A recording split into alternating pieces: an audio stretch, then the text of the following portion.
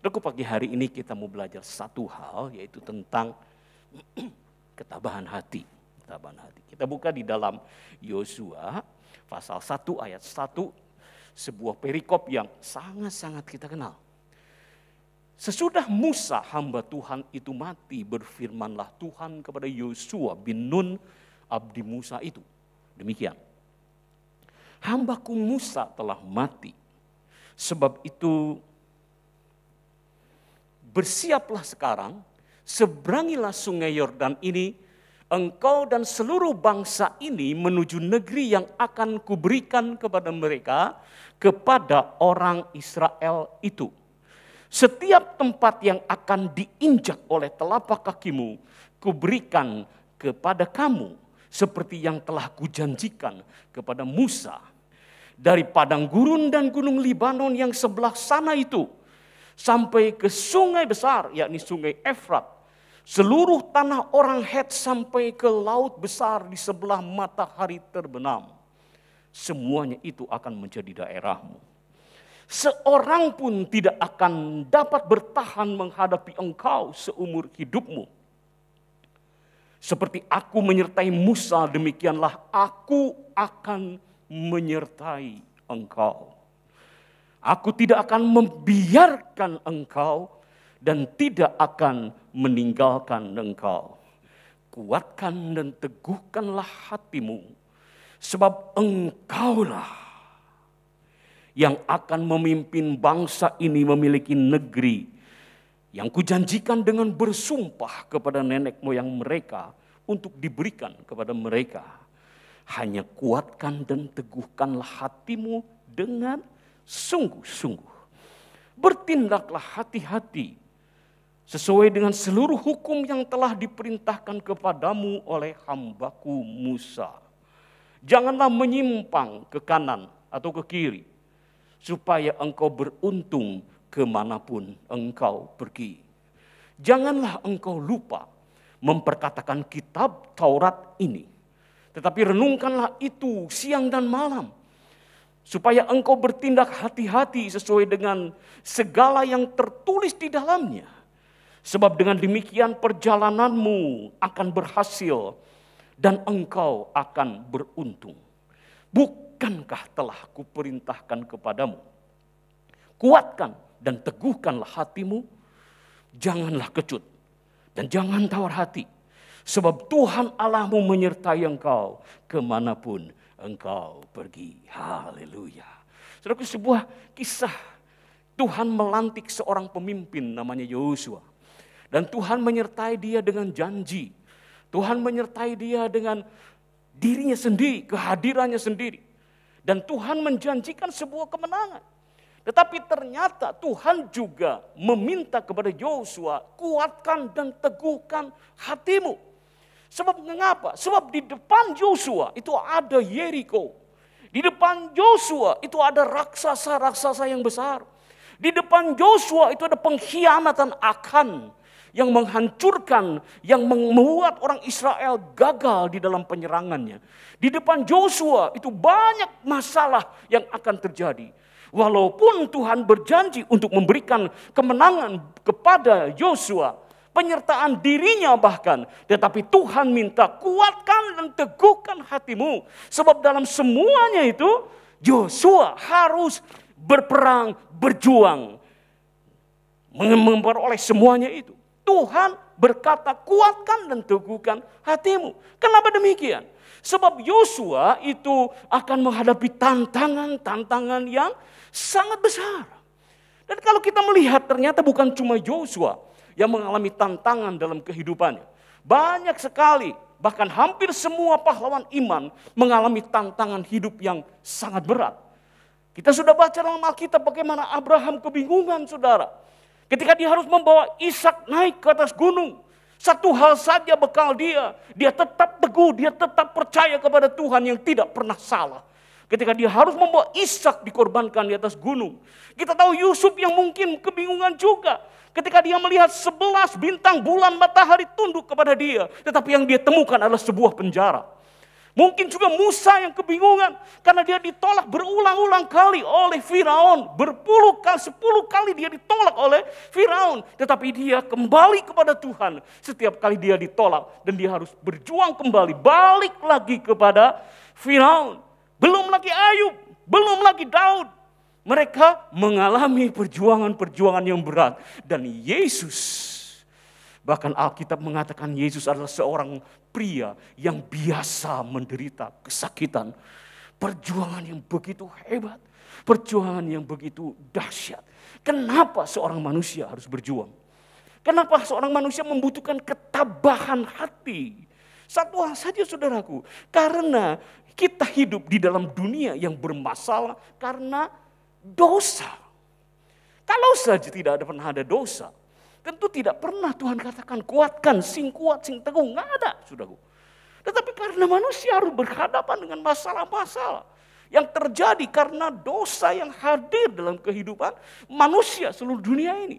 Sehingga perjuangan itu harus dilakukan untuk mencapai kemenangan. Dan Tuhan berkata, kuatkan dan teguhkan hatimu. Semua orang mengalami masalah, tantangan dalam hidupnya, termasuk kita. Kita mengalami masalah kita masing-masing, bukan? Berbeda-beda, tetapi setiap kita mengalami masalah. Mari kita lihat seperti Yosua yang mendengar firman Tuhan, yang mendengar janji-janji Tuhan, tetapi juga mendengar Tuhan berkata, kuatkan, teguhkan hatimu, sebab aku akan menyertai engkau kemanapun engkau pergi. Kenapa kita harus kuat? Sebab Amsal 24 ayat 10 berkata, jika engkau tawar hati, maka kecil kekuatanmu. Kita tidak boleh memiliki hati yang menyerah, putus asa, atau menjadi tawar karena kesulitan, karena masalah. Berapa banyak orang ketika menghadapi masalah sudah menjadi lelah, dan kemudian hatinya menjadi tawar, lah geus lah kumaha we. Dan Alkitab berkata, jika engkau tawar hati pada masa kesesakan, kekuatan kita menjadi kecil. Dan itu loh banyak yang membuat orang kemudian gagal sampai waktu yang sangat panjang. Karena dia tidak mau berjuang lagi. Karena hatinya sudah tawar. Alkitab berkata kuatkan dan teguhkanlah hatimu. Kita harus memiliki ketabahan, yaitu satu sikap bertahan menghadapi kesulitan, menjalani kehidupan dengan hati yang tetap teguh dan respon yang benar. Tuhan ingin agar kita menjalani kehidupan, tantangan dengan sikap yang benar, dengan respon yang benar. Bagaimana kita memiliki respon atau sikap hati yang tabah dan benar? Yang pertama adalah kita harus memiliki pikiran yang baik dan benar. Ketika kita memiliki pikiran yang salah, maka tubuh kita, hidup kita, pikiran kita semuanya akan bereaksi dengan salah. Ketika kita salah memilih pikiran atau memilih imajinasi, saudaraku, kita itu tidak bisa membedakan antara imajinasi dengan kenyataan. Bayangkan kalau satu kali di tengah malam, kita ingat cerita-cerita horor, saudara. Yang pernah kita lihat di TV, atau tidak sengaja kita dengar dari tetangga. Dan cerita-cerita horor yang seperti itu kita ingat di tengah malam. Dan kemudian itu berkembang. Apa yang kemudian kita rasakan? Tubuh kita menjadi gemetar, menjadi ketakutan. Padahal ayah enggak setannya. Enggak ada, saudaraku. Setannya enggak ada. Tetapi imajinasi itu, saudaraku, tidak bisa kita bedakan dengan kenyataan. Dan karena itulah kita harus memilih pikiran yang benar. Karena kalau kita memilih pikiran yang salah, walaupun itu tidak nyata, saudaraku, itu kemudian menjadi berpengaruh dalam hidup kita. Kekhawatiran datang. Itu karena apa? Karena kita menggunakan imajinasi kita ke arah yang salah. Ke arah yang salah sehingga kita khawatir. Kita mengembangkan nanti akan begini, nanti akan begitu. Dan berimajinasi begitu jauh. Padahal belum tentu kejadian. Belum tentu terjadi. Bahkan kemudian katanya dikatakan bahwa lebih dari 90% yang kita pikirkan tentang kekhawatiran itu tidak pernah terjadi sama sekali. Tetapi itu terlanjur berpengaruh dalam hidup kita. Dan karena itulah kita perlu untuk memilih pikiran yang benar. Untuk kita bisa tabah, untuk kita bisa kuat menghadapi masalah, menghadapi persoalan. Pikirkan pikiran yang pasti benar. Apa itu? Arahkan pikiran kita kepada sesuatu yang pasti benar, yaitu firman Tuhan. Alkitab tidak akan salah. Dan karena itu ketika kita berpikir tentang kebenaran, maka kita tahu bahwa kita berpikir tentang sesuatu yang benar. Dan apabila kita tahu bahwa kita melakukan, kita berpikir tentang sesuatu yang benar, hati kita menjadi kuat. Hati kita menjadi yakin karena pasti benar. Ada satu keputusan yang mungkin kita pikir, ini salah apa benar, kita ragu seperti itu. Tapi kalau kita melakukan firman Tuhan itu tidak akan pernah salah.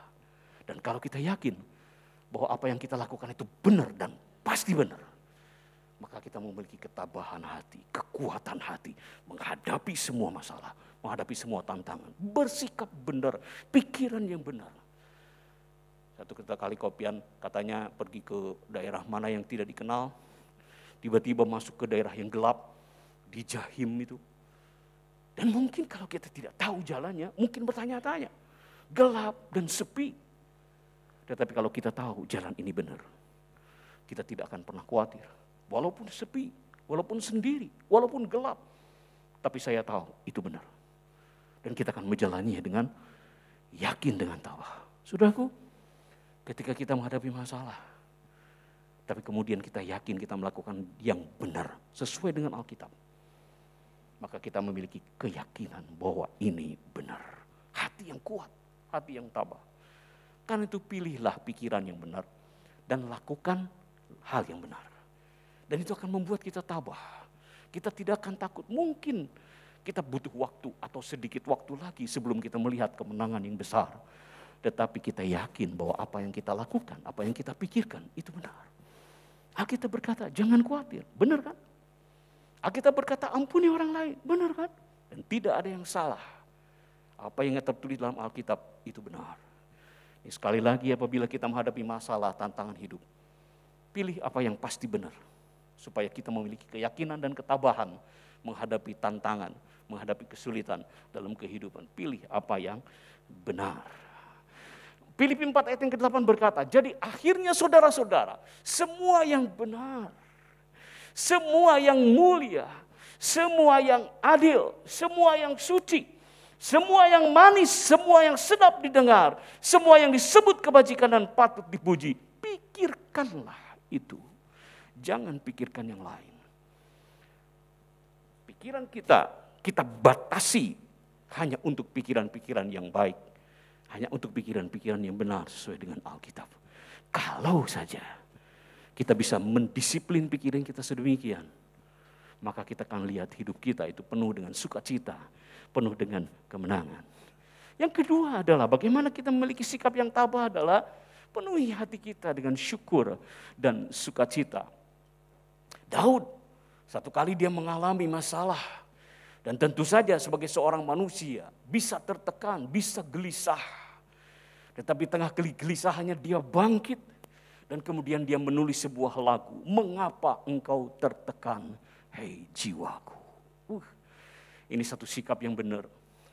Ketika seseorang tertekan, lihat seperti Daud. Dia kemudian menyelidiki dirinya. Dan kemudian dia berkhotbah kepada dirinya sendiri. Kenapa engkau tertekan, hei jiwaku. Wow, hebat sekali. Dan mengapa engkau gelisah di dalam diriku? Berharaplah kepada Allah. Sebab aku bersyukur lagi kepadanya, penolongku dan Allahku. Di tengah segala tantangan kegelisahan, Daud berkata, aku bersyukur lagi. Wah, ini satu sikap yang benar-benar memberikan kekuatan, memberikan ketabahan menghadapi apapun. Kita sudah tahu Daud itu mengalami cobaan, tantangan, masalah yang begitu hebat. Kita sudah dengar khotbah-khotbah seperti itu. Tetapi ternyata Daud berhasil mengatasi segalanya, mengatasi semuanya. Dan dia berkata, aku bersyukur lagi. Kapan? Di tengah kegelisahan, di tengah ketertekanan jiwanya, dia bersyukur lagi. Miliki hati yang bersyukur, miliki hati yang bersukacita. Nehemia 8 ayat ke-10 berkata, the joy of the Lord is my strength. Sukacita dari Tuhan itu adalah kekuatanku.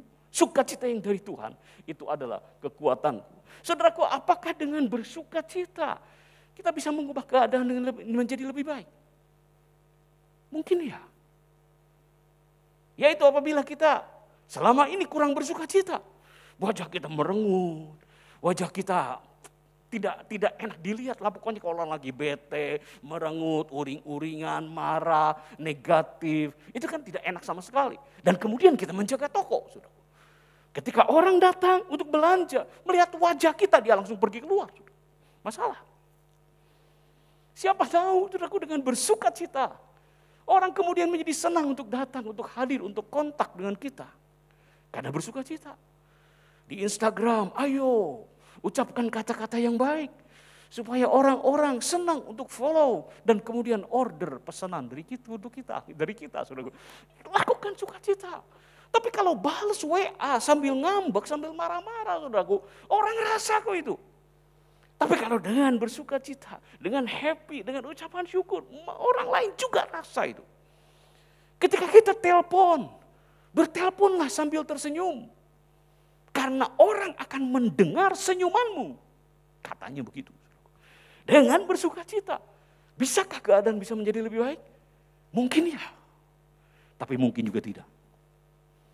Ketika bencana datang, keadaan tetap seperti itu. Ketika penyakit datang, keadaan tetap seperti itu.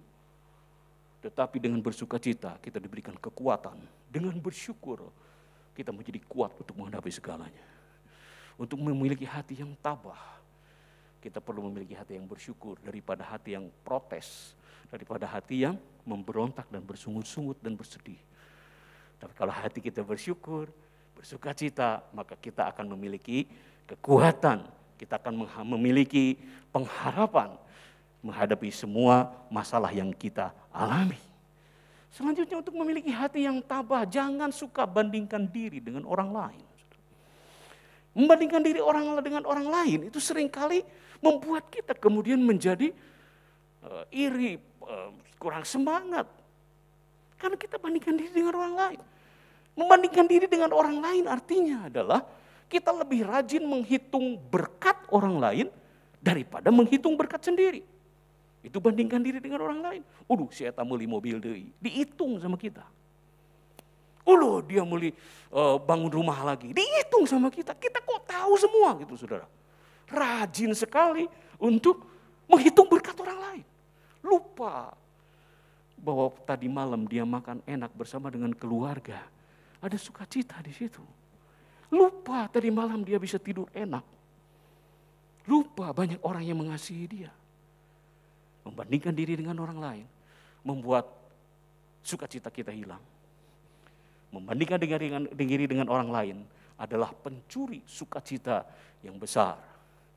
Padahal saudaraku, setiap orang kok mengalami masalahnya sendiri.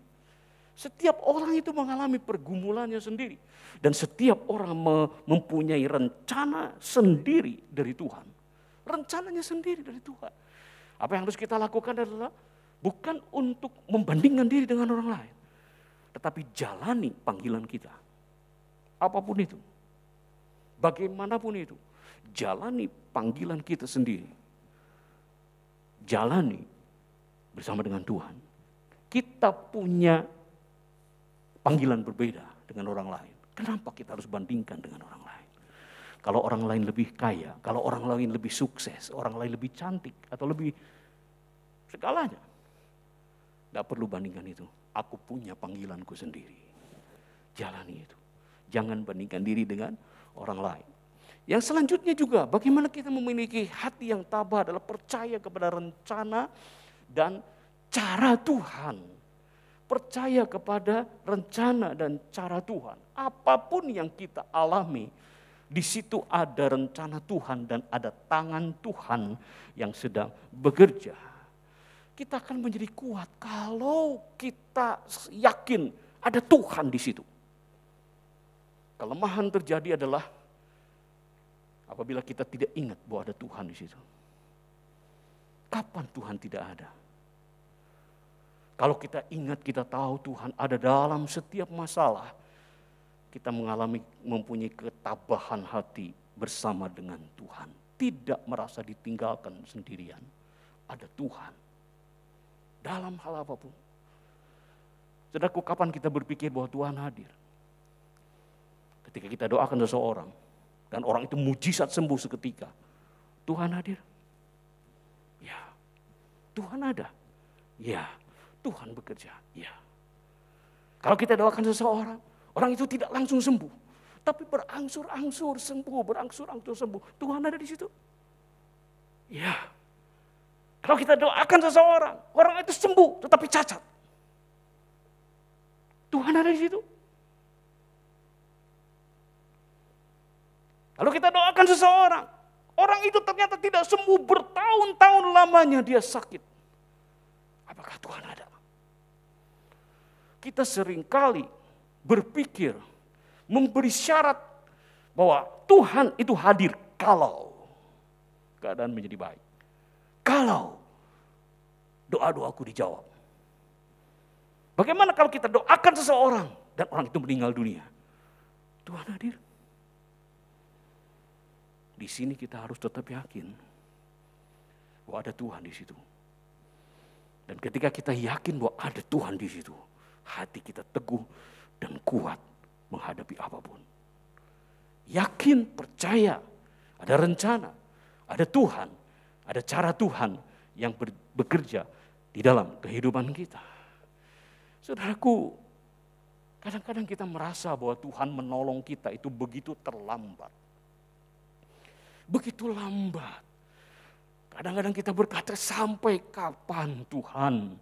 Sampai kapan?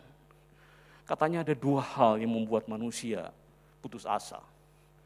Ketika seseorang mengalami masalah dan kemudian berkata, kenapa ini terjadi?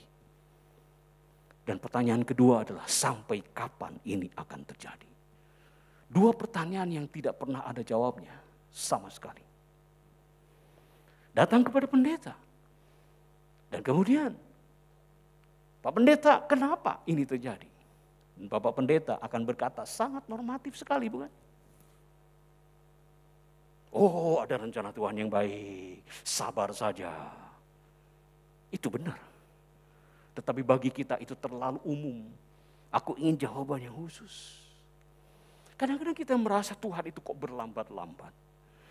Satu kali saudaraku di keluarga Lazarus, Maria, Marta, dan Lazarus terjadi masalah. Lazarus sakit. Ketika Lazarus sakit, Maria berpikir, Maria berharap Yesus segera datang untuk menyembuhkan Lazarus. Tapi ternyata tidak datang. Dan kemudian Lazarus meninggal dunia. Marta masih berharap Yesus akan hadir seperti dia lakukan kepada anak muda di Nain itu. Ketika anak itu dibawa di tengah jalan ketemu Yesus. Atau seperti kepada seorang anak perempuan, Talita kum, bangkitlah. Tapi ternyata tidak. Dan kemudian hari ini, waktu itu sudah 3 hari Lazarus meninggal dunia. Tubuhnya sudah membusuk. Apalagi yang bisa diharapkan. Dan yang lebih menyedihkan lagi adalah ternyata Yesus itu sengaja terlambat. Saudaraku, apakah kita melihat peristiwa ini? Tuhan pernah berkata, nanti aku akan datang, tidak sekarang. Dan Tuhan menunggu sampai terlambat. Dan kemudian Yesus datang.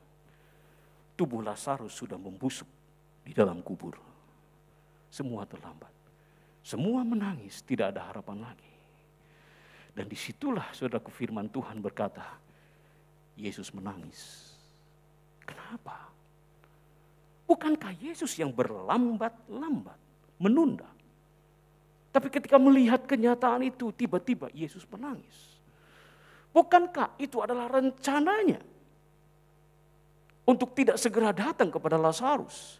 Tapi kenapa ketika ada di situ kok Yesus menangis? Sampai orang-orang berkata, lihat betapa Yesus sangat menyayangi keluarga ini. Sampai dia menangis. Saudara, Yesus mengerti pergumulan kita. Bahkan ketika dia sendiri yang merancang proses itu. Dia ikut merasakan penderitaan kita. Bukankah Yesus yang merancang semua peristiwa itu. Lazarus harus mati, masukkan ke dalam kubur dan membusuk di situ. Bukankah Yesus yang merancangkan itu? Bukankah dia tahu semua prosesnya? Tapi kenapa ketika dia datang, dia menangis? Sudah bisa nangkep ini? Perjuangan yang diberikan Tuhan kepada kita, itu dia tahu kelemahan kita. Alkitab bilang begitu. Dia bukan imam besar yang tidak bisa merasakan kelemahan-kelemahan kita. Dia tahu kelemahan, dia tahu perjuangan kita. Jadi ketika dia memiliki sebuah rencana, dia terlibat di dalamnya. Dan dia mengerti perjuangan kita. Dan Alkitab mengatakan dia menangis melihat proses yang harus dialami oleh keluarga ini. Dalam hidup kita, Tuhan itu ada. Tuhan itu hadir. Tuhan itu terlibat. Dan hatinya ada di situ. Dan apabila kita tahu bahwa Tuhan ada di situ, maka kita memiliki hati yang tabah dan kuat. Ada Tuhan yang tidak pernah salah. Ada Tuhan yang terlibat dan memperhatikan kehidupan kita. Saudaraku, Yusuf memiliki mimpi bahwa dia akan menjadi seorang pemimpin besar. 11 bintang, bulan, matahari sujud menyembah kepada dia. Apakah dia mengerti kenapa dia harus mengalami banyak penderitaan, dijual menjadi budak, difitnah masuk penjara, ditinggalkan dan dilupakan oleh juru minuman? Apakah dia tahu bahwa dia akan mengalami hal itu? Apakah ketika di awal itu Tuhan berkata kepada Yusuf, Yusuf, kamu akan dijual oleh saudara-saudaramu. Yusuf, kau akan menjadi hamba di rumah Potifar. Yusuf, kau akan difitnah. Yusuf, kau akan masuk penjara. Apakah Tuhan mengatakan itu sebelumnya? Tidak. Apakah Tuhan tahu? Ya. Dan Yusuf masuk ke dalam sana tanpa tahu. Saudaraku, apakah kita tahu bahwa Yusuf mengalami itu? Ya. Sebab kita sudah baca dalam Alkitab, bukan? Dan apabila kita sudah tahu sampai akhir Yusuf akan menjadi raja, di tengah jalan kita akan berkata kepada Yusuf, Yusuf, never give up. Jangan menyerah. Iya kan? Kenapa? Karena kita tahu sampai akhir ceritanya dia akan jadi raja. Tapi apakah Yusuf tahu pada saat itu? Saudaraku, kita akan berkata kepada Yusuf, jangan menyerah, bangkit lagi. Sebab kita tahu ceritanya. Dan itu yang akan dikatakan Tuhan kepada kita. Kuatkan, teguhkan hatimu. Kenapa? Dia tahu. Sampai akhir ceritanya, dia tahu. Sekali dia berkata, teguhkan, kuatkan hatimu. Dia punya alasan untuk itu. Dia tahu. Sampai akhir cerita hidup kita.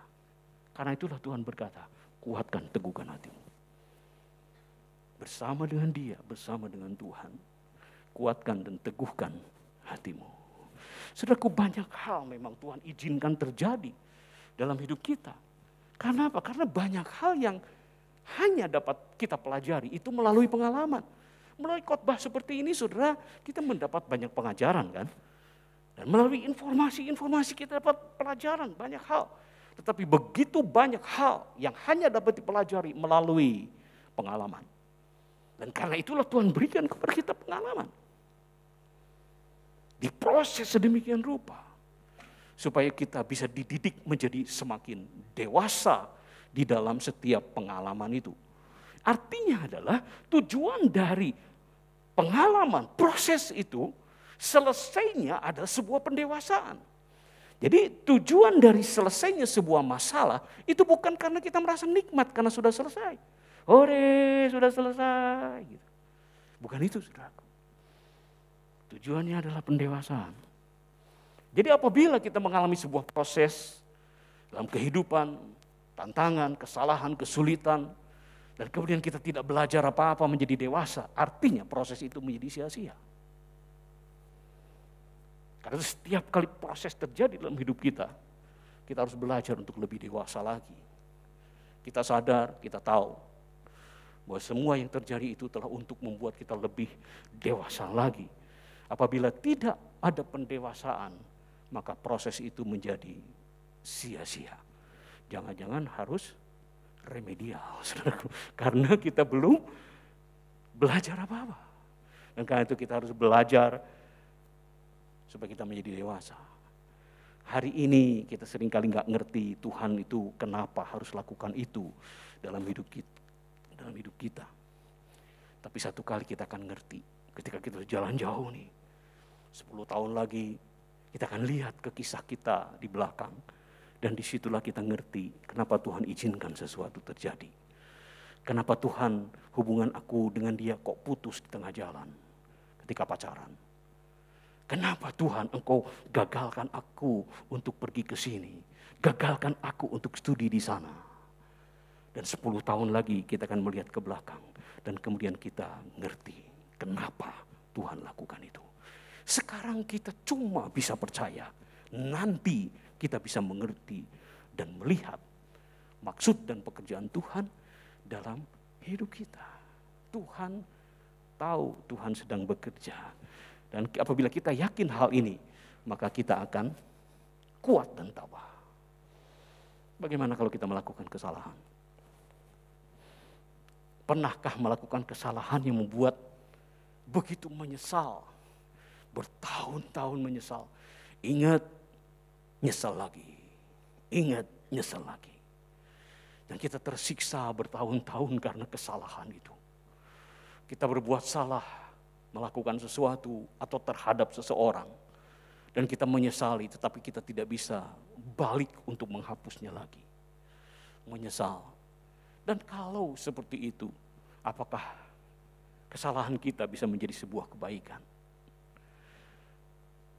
Saudara, saya ingat kepada Batseba. Yesus kok lahir? Kenapa? Dari keturunan Batseba. Tidak adakah perempuan yang lebih baik dari dia? Batsebanya mungkin baik. Tapi proses yang terjadi itu tidak baik. Tetapi ternyata Tuhan memilih jalur itu untuk melahirkan Mesias. Tidak ada kesalahan yang terlalu besar. Tidak ada kesalahan yang membuat Yesus terkejut dan kemudian bingung karena kita melakukannya. Dia adalah Tuhan yang mengetahui dari Alfa sampai Omega. Dia tahu semua. Dan karena itulah saudaraku, ketika kita melakukan kesalahan, apa yang harus kita lakukan adalah menyadari kesalahan kita. Dan setiap orang melakukan kesalahan. Dan kemudian minta ampun, bertobat, minta ampun, dan kemudian ampuni diri sendiri. Jangan terus terikat, terhukum oleh kesalahan-kesalahan yang sudah kita minta ampun. Dan hadapi dengan sikap yang tabah. Kalau ada akibat yang terjadi, akibat kesalahan itu, belajar dari kesalahan, dan kuatkan dan teguhkan hatimu. Jalan lagi, hadapi dengan tabah semua keadaan itu. Dan lihat bagaimana Tuhan memprosesnya menjadi mutiara-mutiara yang indah. 1 Korintus 4 ayat 9 sampai 13 bercerita tentang Paulus. Paulus adalah seorang rasul yang luar biasa. Tapi kita tahu prosesnya begitu berat. Begitu berat. Sampai satu kali Tuhan pernah berkata, dia akan lihat betapa beratnya perjuangan yang harus dilakukannya bagi namaku, kata Tuhan. Dan memang ternyata saudaraku, Paulus satu kali menulis surat kepada jemaat di kota Korintus. Sebab menurut pendapatku, perasaan dia, pengalaman dia, Allah memberikan kepada kami para rasul tempat yang paling rendah. Sama seperti orang-orang yang telah dijatuhi hukuman mati. Sebab kami telah menjadi tontonan bagi dunia, bagi malaikat, dan bagi manusia. Kami bodoh oleh karena Kristus. Bagaimana dia mengorbankan dirinya untuk Kristus. Dianggap bodoh oleh dunia ini. Tetapi kamu arif dalam Kristus.